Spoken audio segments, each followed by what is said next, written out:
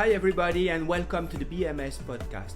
We all have different perspectives on health, disease and illness that are all shaped by our socio-cultural environment.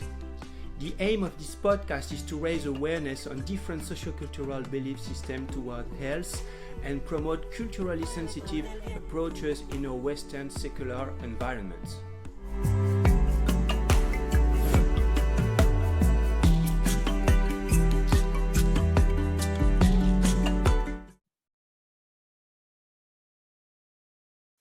Hi, everybody, and welcome to this third episode of the BMS podcast. Today is a very important podcast for us because BMS stands for Body, Mind, Spirit, which is rooted in indigenous medicine. And this is something quite difficult to understand for many people here in the Western world, especially here in Europe.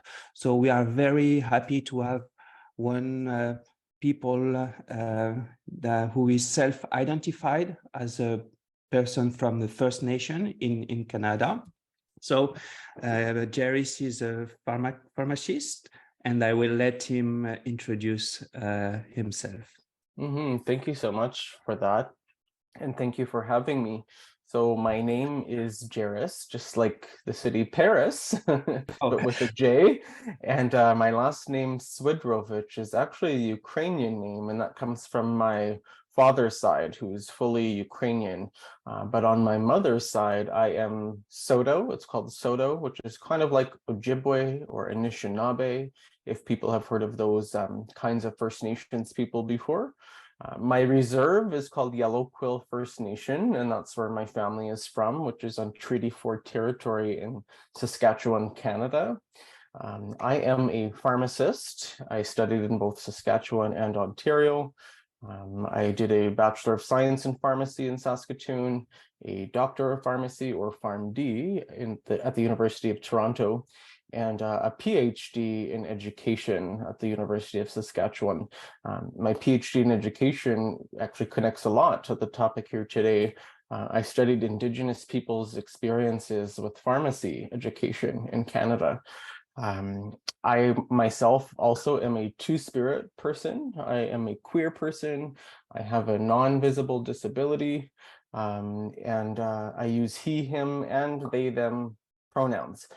And then currently, I am an assistant professor in the teaching stream at the University of Toronto's Leslie Dan Faculty of Pharmacy in Toronto, Ontario, Canada. Okay, great. Thank you for being with us today. So I've learned that we have around 6% of the population in the world is called indigenous. How would you define indigenous people compared to other people? Yeah, so indigenous, kind of like the word aboriginal, and sometimes both of those are used interchangeably, essentially mean the first peoples of that particular land. So someone might be indigenous to a certain area. Often we even refer to plants and animals as being indigenous to a particular area because that's their home, that's their homeland, that's their home territory.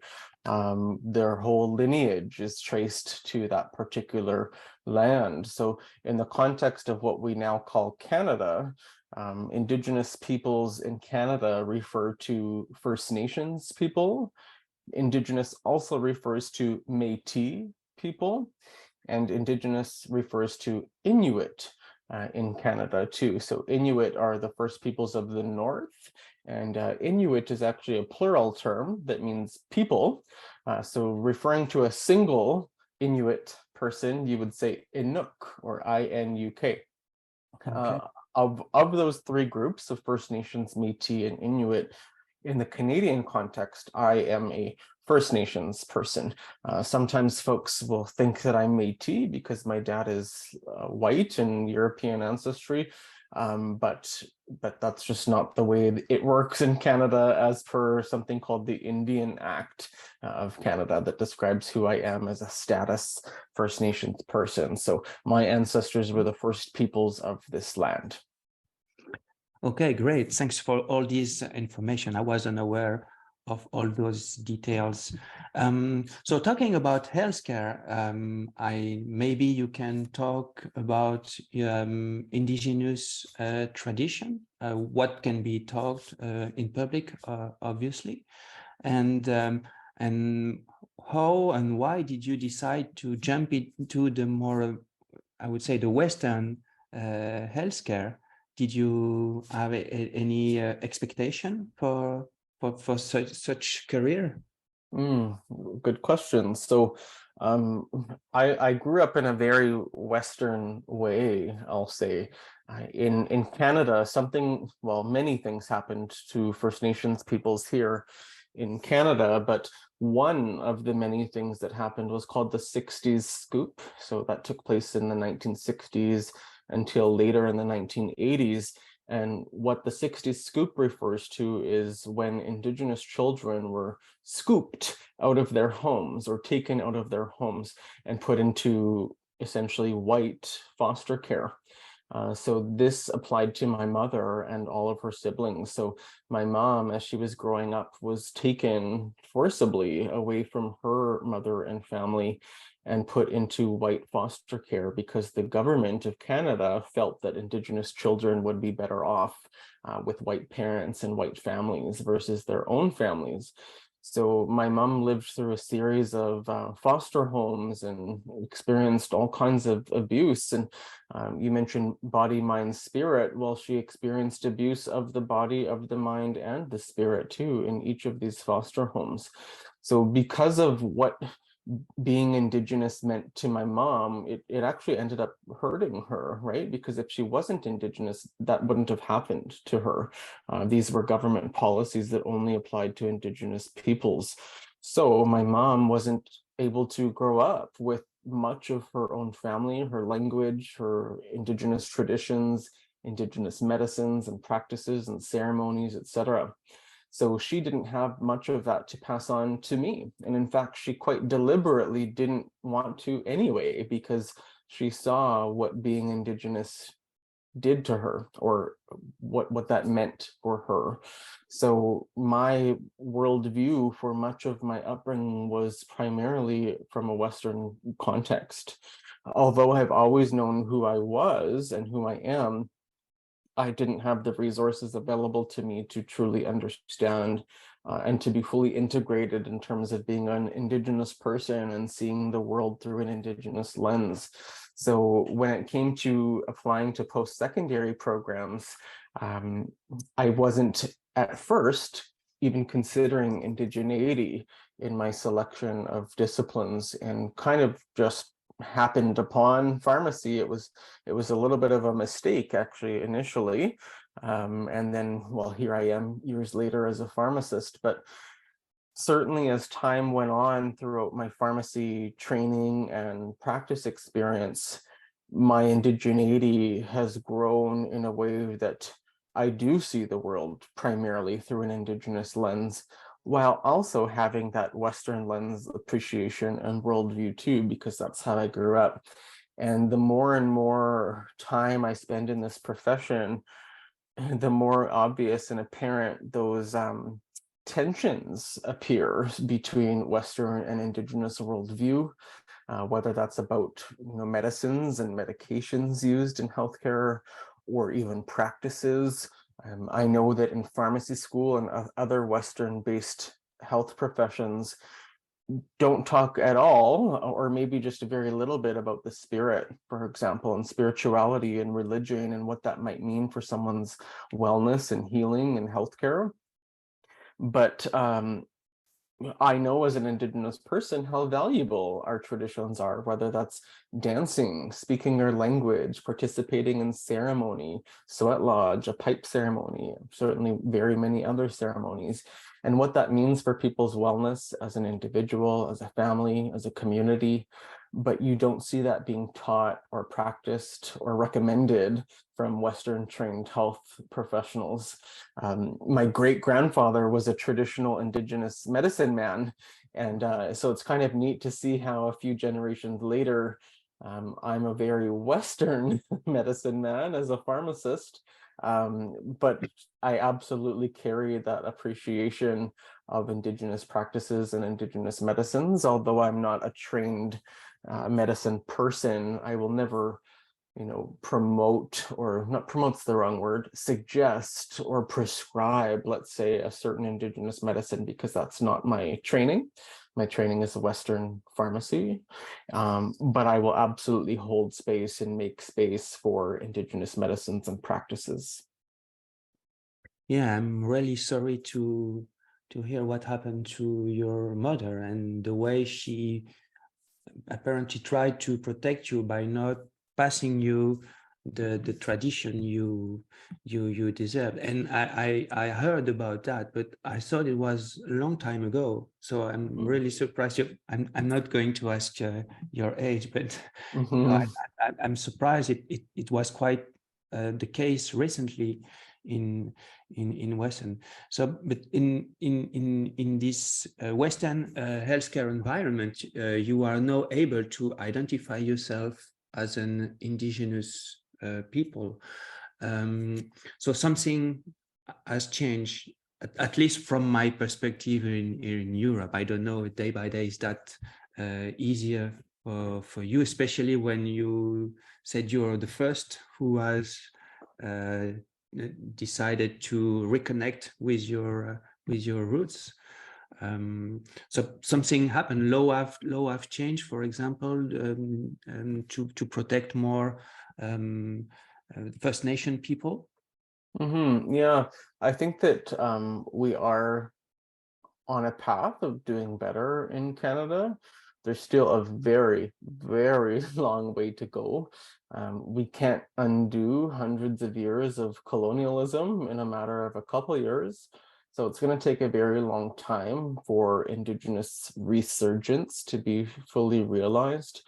But one of the biggest pieces that has catalyzed the progression to doing better in Canada was the Truth and Reconciliation Commission of Canada.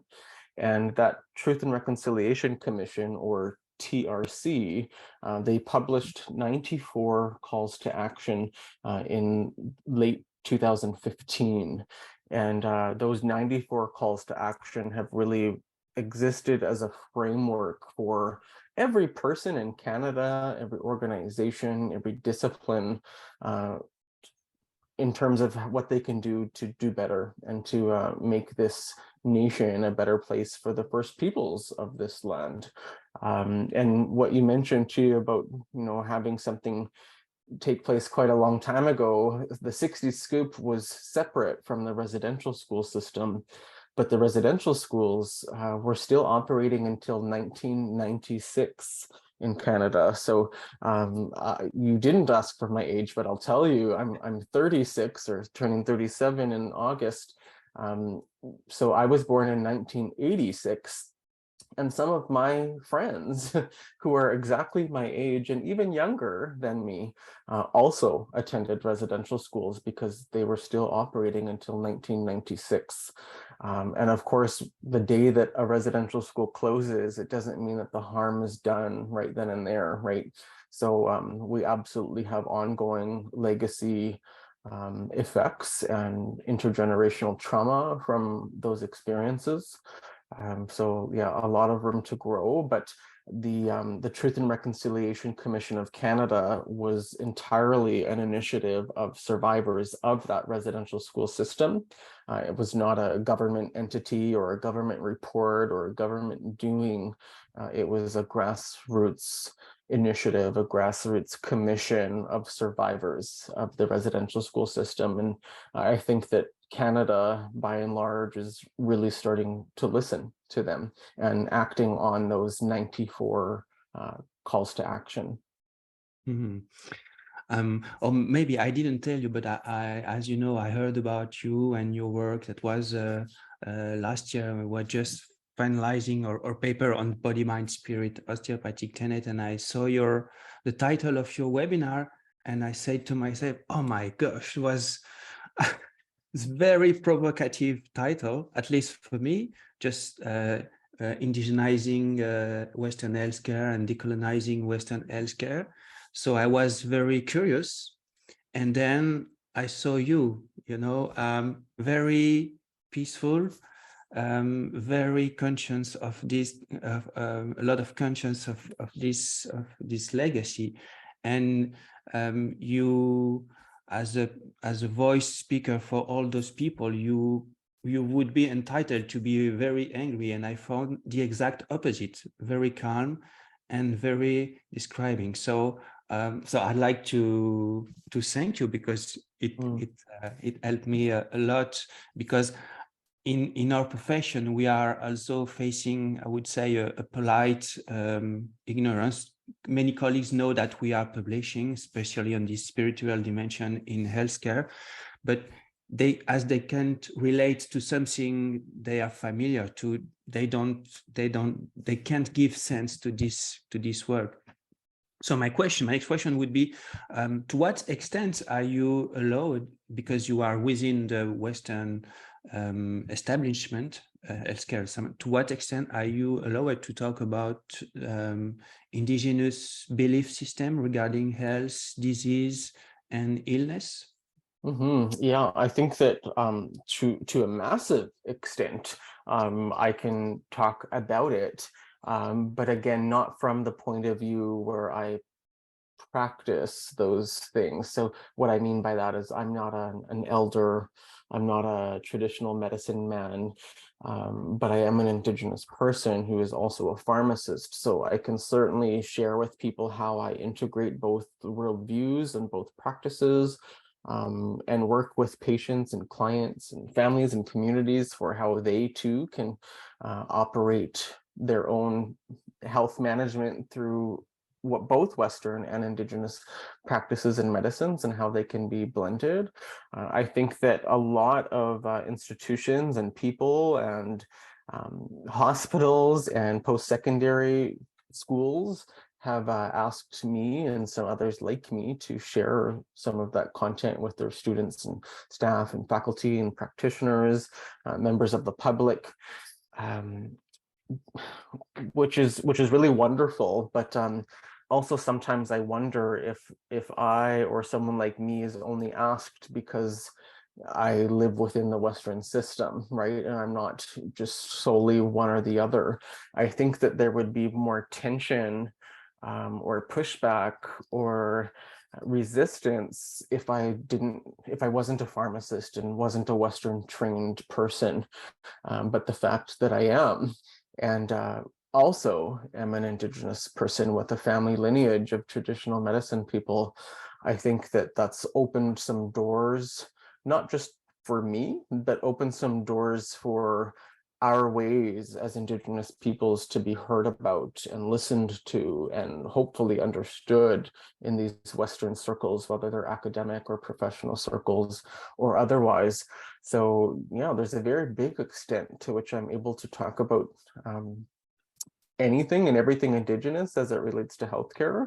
But like I said, and I'll just repeat again, that I don't have the training to go recommend a particular medicine or practice, but I can certainly help folks blend each worldview together. Okay, and do you have any on the, I would say, on the opposite side, Western people without any indigenous lineage who are interested in, and who for them receiving such indigenous treatment would make more sense for them? Is it something common in Canada, for example? I mean, I guess I don't have a proportion in my mind of how many folks that would apply to, but certainly, yes, I know many people who are not Indigenous but choose to practice Indigenous ceremony, for example, or take or use or plant or harvest Indigenous medicines. And I think that's really great. I think there's a lot to be learned from each knowledge system. I don't think that anywhere in the world or universe that one knowledge system is considered the best and others are just kind of there as an addition. I see us all occupying a seat at the overall table, right? So I see Western medicine and practices as a single chair around the table, and I see indigenous medicines and practices as another single chair around the table, traditional Chinese medicine as another chair, and so on and so forth. So we all have something to learn from each other, and I think that as time has moved on, and each knowledge system and each practice has evolved, there's even more than before for us to borrow from each other and partner together and use both systems. I know that for me, and even for my mother in her cancer journey, my mother absolutely used and was given, Western chemotherapy treatment. But she also used traditional indigenous medicines and practices and some ceremony. We did smudge. It's called smudging. I won't go into detail, but she smudged a lot, and we smudged with her. It's another form of ceremony, and you burn various plant medicines as part of that ceremony. So I think there's really beautiful ways to incorporate both, and whether you're indigenous or non-indigenous, there's a lot there for you, whether it's Western or indigenous practices and medicines. All of it is out there for you to take what you want and leave what you don't want. No, thanks for this very inspiring perspective. But I know you have published a couple of papers that will put in bio, and sometimes you talk about structural racism or structural colonialism. Even for me, who is a non-English native, those are strong words. What is, how would you define those aspects? Yeah. I assume, excuse me, I assume those are conscious or unconscious. Yeah, so something like structural racism is when systems, or the structure of systems, and by system I mean, well, like a university, I mean a hospital, I mean the country of Canada. So the system and structure of those entities is inherently racist. So the creation and ongoing management and delivery of such systems and programs are not coming from Indigenous peoples or Indigenous worldview. One particular example that I will share within a healthcare context, looking at a hospital.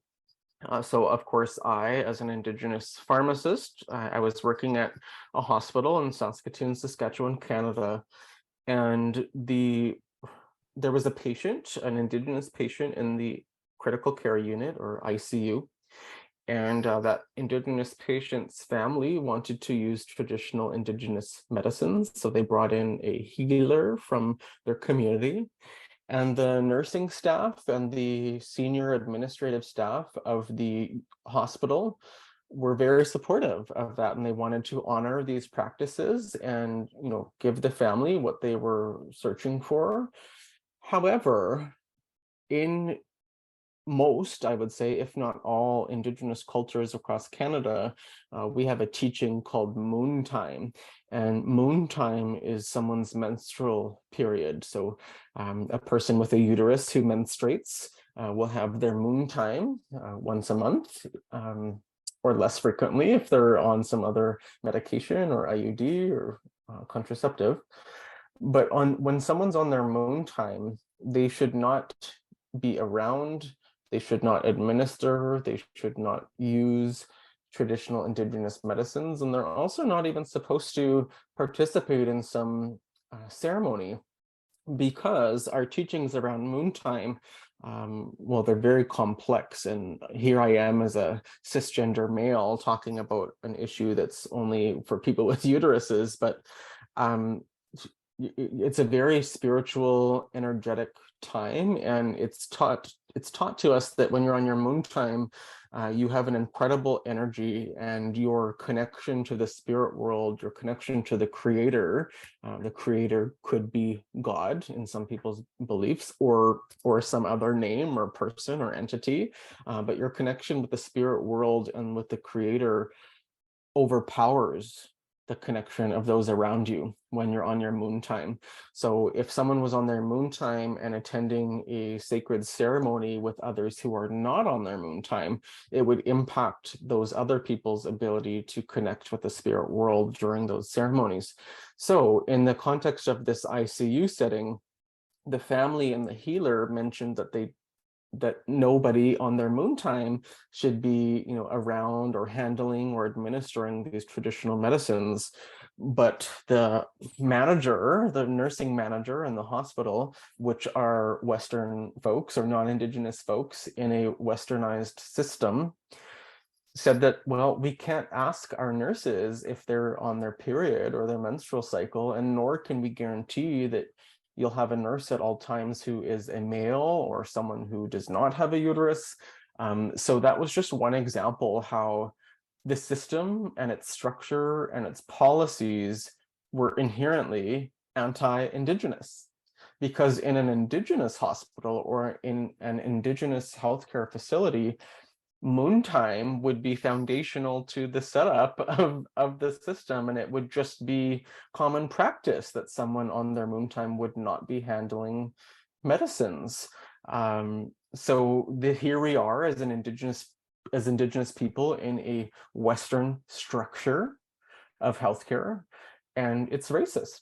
It's anti-Indigenous, even though perhaps each individual is not racist and each individual was not saying, I hate Indigenous peoples or you should not use these medicines. They as individuals were all incredibly supportive, but it was the system and the structure that didn't allow for that integration and didn't allow for the practice of traditional Indigenous medicines within that Western confine.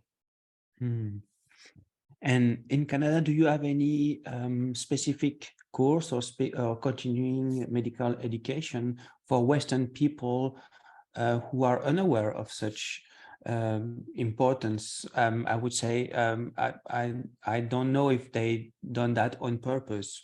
Probably they are unaware that women during their moon time and I fully understand that because the energy is totally different.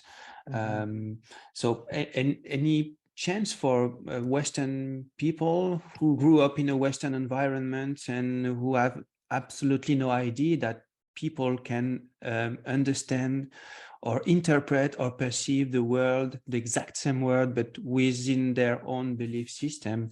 Because I would say that that's the same for other religious tradition where a male can't be alone, treating alone a female patient. We need to adjust. So any specific courses for that in Canada or everywhere? Yeah, and I mean, some of that training and education I offer myself, but such training and continuing education would never be provided in a way that, shares the intricate and intimate details of an Indigenous practitioner, for example, a medicine person or an elder. What we might do is just share some, bird's eye view type of information about our cultures, our worldview, our practices, our ceremonies, and then people at least have that baseline type of understanding. There's also something to be said related to the question you just asked about identity and upbringing and relationships and ancestors. For example, I'm thinking of a white person I know. He's not Indigenous by blood, but he was adopted by a First Nations family at the age of 6 months old and grew up on reserve with an entirely Indigenous family and community around him. So his heart, his mind, his spirit, is Indigenous because that's all he knew. But by blood, by physicality, he's not Indigenous. So that created a really interesting conversation around what can non-Indigenous peoples take up can there be a complete understanding and appreciation for indigeneity and Indigenous practices if you yourself are not Indigenous? And I think, yes, absolutely you can. It just comes down to your teachings and learnings over your entire lifetime. I don't think that attending a handful of lectures or continuing medical education would lead to a complete, wholesome understanding or appreciation, but it would absolutely give something more than nothing. And I think that that something is so important as it relates to creating some level of understanding and finding like a common ground to communicate with one another and understand one another in the same way that I have learned about something like Ramadan over the years. For example, I knew next to nothing. I still know very, very little, but I do know some pharmacy related implications of Ramadan or other ceremonial time periods where people fast, for example, or don't eat. So, I, as a Western trained pharmacist, would then say, well, don't take your insulin during that day, because if you're not eating at all, you're going to be incredibly hypoglycemic. I don't know enough about Ramadan. I don't practice Ramadan, but I'm able to have a conversation and identify issues, let's say, between someone's health and their spirituality or religion or ethnicity in that way. And I myself am not a person who practices or observes Ramadan. So I do think that, non-Indigenous peoples can learn a little bit or a lot and do a much better job in working with Indigenous peoples than they would without receiving that education. Thank you, because that's very tricky thing for me, because I've received Western healthcare training as well. And today we are talking about two key concepts. One is the person-centered care, and the second is evidence-based medicine. And one pillar of evidence-based medicine is to know about patients' values and expectation. So to me, who is familiar with both Indigenous tradition and familiar with Western tradition, that implies that person-centered care, the practitioners needs to understand his patients' worldviews, and maybe it's not shaped within the Western worldviews. And at least this is in my profession, in osteopathy, this is very problematic, because there are people who just simply are unaware of all those Indigenous tradition. So is this something common? I would say, when we talk about patient-centeredness, to what extent is it centered to the patient in a Western healthcare environment? In fact, I think that those conversations and practices around person-centered care or family-centered care, community-centered care is exactly the place where indigeneity and Indigenous tradition and Western practices meet in a really beautiful way. Because although that person-centered care concept was birthed through a Western lens and through Westernized practitioners, what the spirit of person-centered care is has a really wonderful blend with indigeneity. So when I talk about person-centered care or shared decision-making in the context of pharmacy practice, what that's all about is I'm basically a facilitator in those situations versus a director, right? So I would, have a conversation with the patient, like, how does this sound? Or what do you think about this? Or if you were going to achieve XYZ, what would it take for you to get there? And they tell me, right? Of course, I can provide information and education about Western practices and medications because I'm a pharmacist, but I can also open up the floor for them to share whatever they want to share. And so part of that comes down to creating a safe environment where people feel like they can share those pieces about themselves or what they're interested in. I think that over time, many Indigenous folks have been ostracized or penalized or even abused or harmed or put in jail because of our traditional practices and medicines. So there still is a certain level of not sharing that information when we talk about person-centered care. But I think that if the healthcare practitioner, a pharmacist in this example, opens up the interaction and develops a relationship with a person in a way that is non-hierarchical, non-judgmental, safe for that person. I think that sometimes people might assume that if they share something bad, or they share that they buy drugs on the street, let's say, that I'm going to now go call the police or something. But no, that's not my job as a healthcare professional. My job is to provide healthcare, no matter who you are or what you do or what you take or what you don't.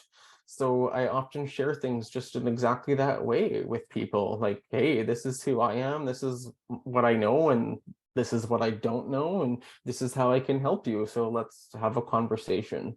And I think that that conversational type of approach versus a one-way or unidirectional type of approach that we often see has a much better blend with indigeneity. That's how we develop relationality and relationships with people, of having that two-way street of communication that's based on a relationship and not based on an interaction. So it's not just about simply having a doctor appointment and going to the doctor. It's having an appointment with Dr. So-and-so, and you're going to go there and have a conversation versus be told what to do. So yeah, person-centered care, patient-centered care meets really well with Indigenous practices. Great, thanks for all those explanation.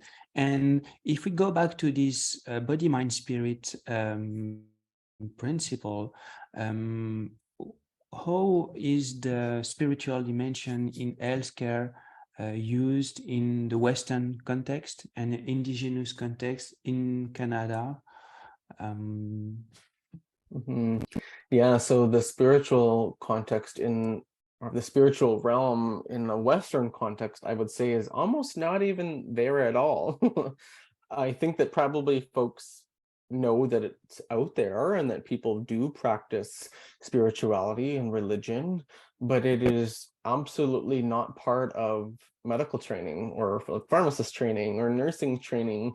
We might talk about the fact that people do practice various religions and spiritualities, but we don't learn about them. We don't take a world religions class, for example, in westernized health disciplines.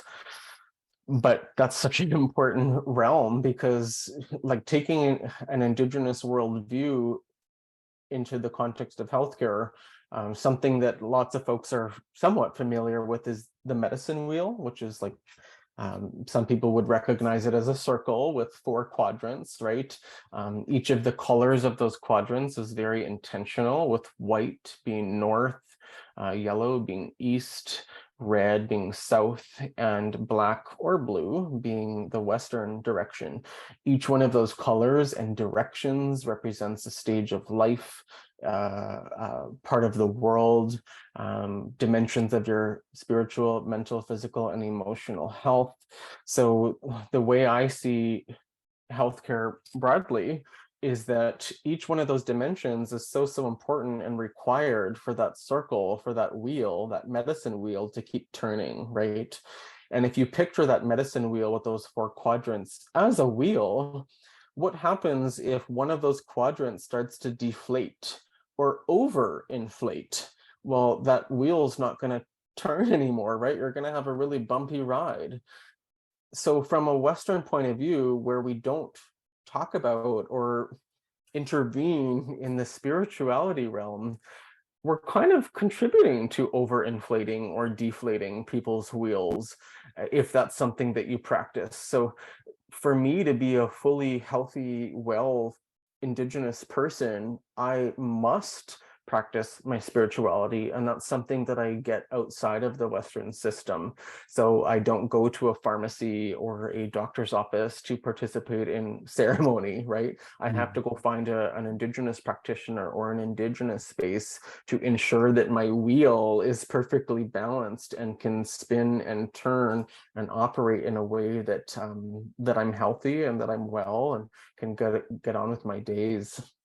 Here in France, the spiritual dimension in healthcare belongs to only one clinical guidelines, which is the end of life care to alleviate pain and suffering, and to allow people to give sense, to give meaning to what was the life, the end of their journey. So I think we're reaching the end of our podcast. Would you have any additional comment for or different people around the different parts of the world?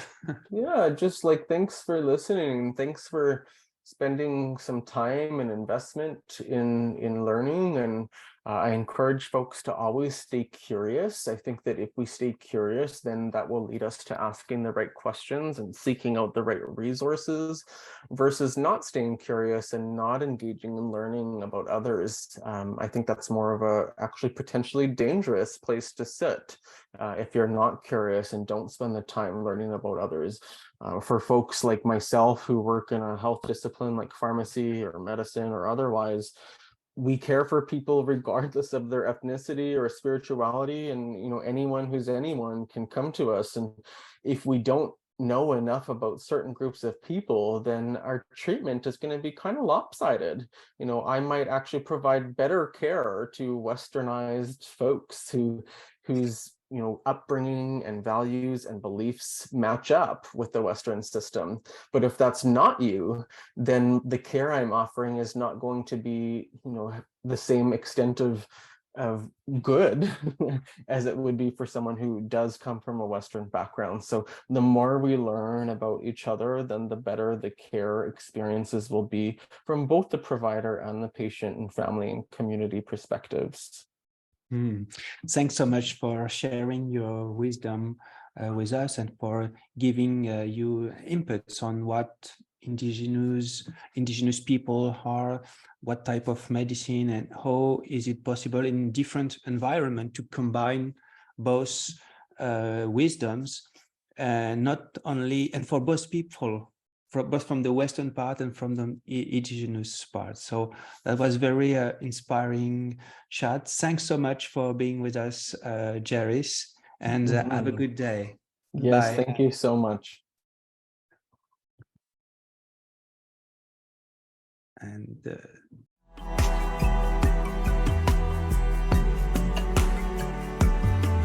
thanks for listening to the BMS Podcast. We hope you've enjoyed your chat today.